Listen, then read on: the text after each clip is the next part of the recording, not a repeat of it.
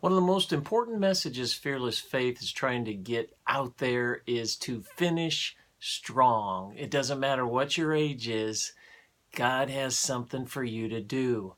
And I want to take my next 3 to 4 sessions and talk about just that, finishing strong on your morning cup of inspiration. Welcome. Thanks for joining me. I'm Terry. Yeah, a runner does not win the race if he stops and starts walking before he gets to the finish line. Or worse yet, sits down and quits. That's not how you win the race.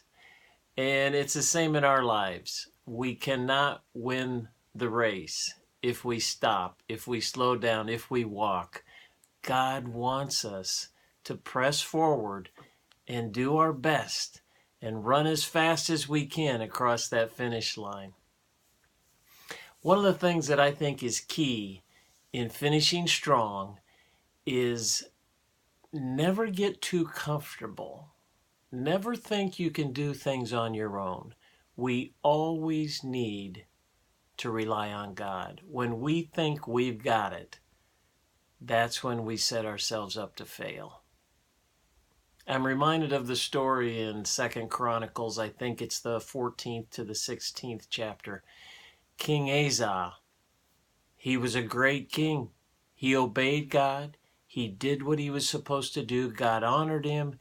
He lived in peace. He lived in prosperity. And that was part of the problem. He got so comfortable that he quit relying on God. He didn't finish strong.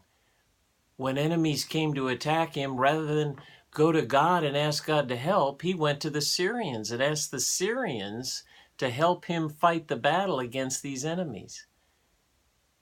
The Syrians did not even know Asa's God, and God wasn't honored by that and didn't honor Asa, and he was soundly defeated.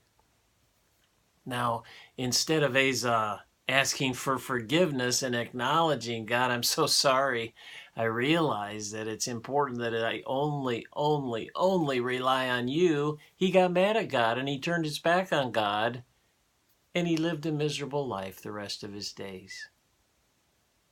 He got a terrible disease. Instead of going to God to ask for healing, he went to physicians and he died a painful death. So can I encourage you today? Don't think you can do it in your own strength.